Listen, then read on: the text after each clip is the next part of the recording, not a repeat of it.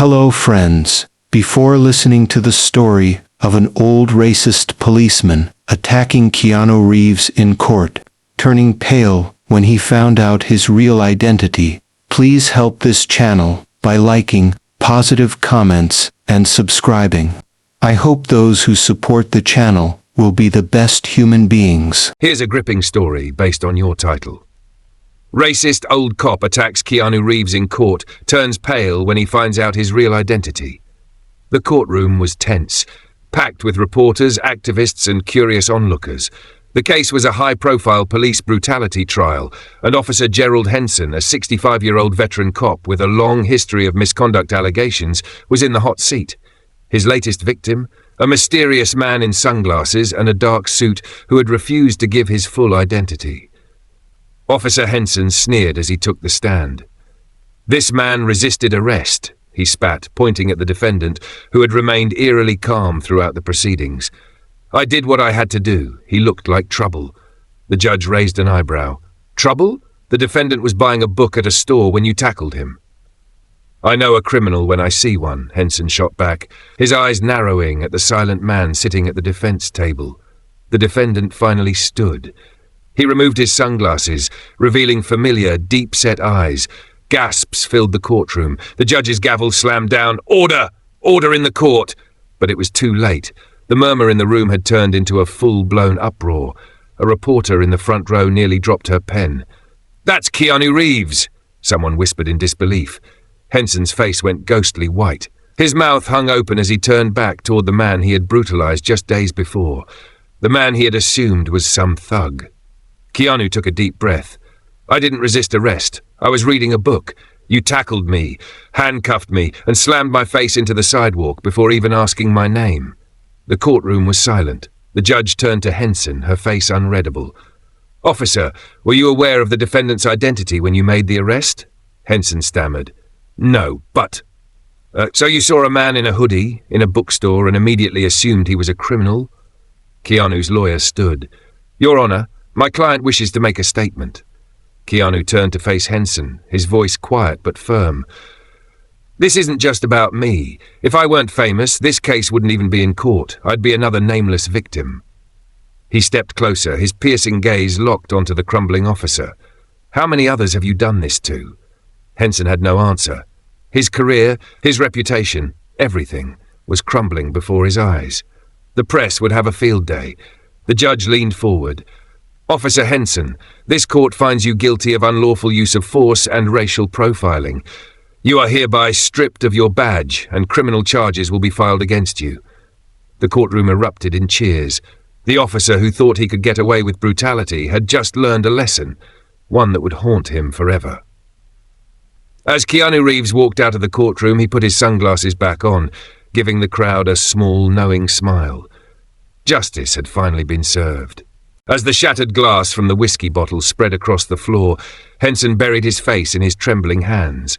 His entire life had been built on power, control, and fear, but now he was the one who was afraid.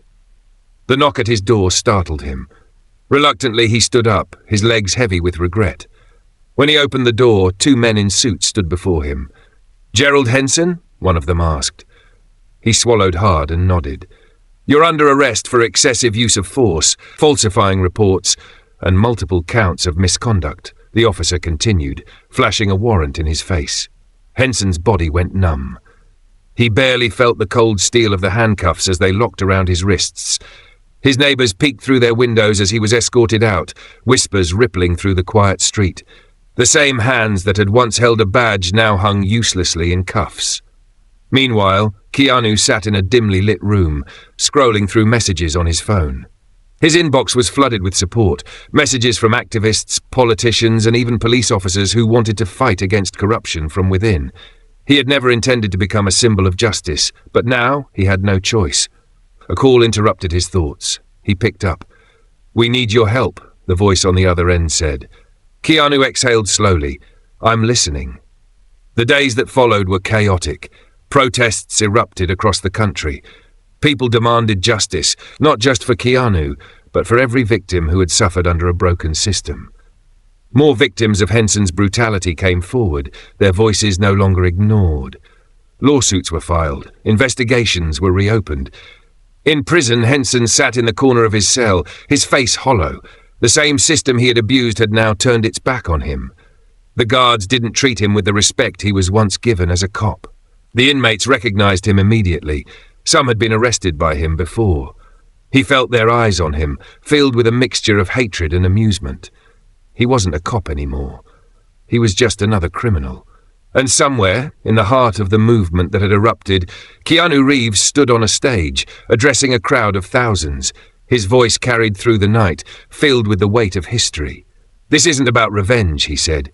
"It's about justice."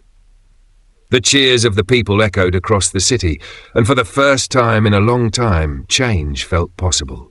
As Keanu stepped down from the stage, the crowd still roaring in unison, he felt something shift in the air. This was no longer just a viral moment. It had become a revolution. The pressure on the justice system was mounting. The government was being forced to take action. Behind the scenes, lawmakers debated police reform bills with renewed urgency. Departments across the country faced internal investigations. Officers with histories of abuse were being suspended or fired. For the first time in decades, real accountability seemed within reach. Meanwhile, in his prison cell, Henson found himself sinking deeper into despair. The system he once manipulated to his advantage had no mercy for him now. Every day was a living nightmare. He was no longer feared. He was despised.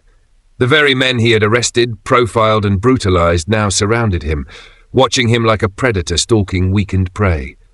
One evening, as he sat in the prison yard, a familiar face approached.